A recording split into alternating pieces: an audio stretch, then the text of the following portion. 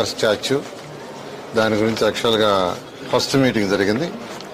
దాంట్లో అధికారులు యాక్చువల్గా వారు ఇంతవరకు చేసిన మొత్తం ప్రజెంటేషన్ చేయడం జరిగింది. దాంట్లో కొన్ని సజెషన్స్ కూడా ఈరోజు గ్రూప్ ఆఫ్ ఎంత అవుతుంది,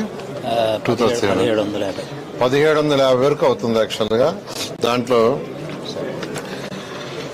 ఆ విగ్రహం యొక్క bronze skin, only bronze skin 3500 టన్నులు, 3500 టన్నులు. ఎందుకంటే టూరిజంకి వచ్చిన వాళ్ళు ఈ యొక్క తెలుగు వైభవం కానీ తెలుగు తేజం కానీ అక్కడ చూడొచ్చిన వాళ్ళు లిఫ్ట్లో పైకి పోవచ్చు. విగ్రహం పైకి ఏదైతే 182 మీటర్లు ఉందో దాదాపు 150 మీటర్ల వరకు పైకి పోవటం, అక్కడి నుంచి సిటీ మొత్తం చుట్టూ ఉంటుంది.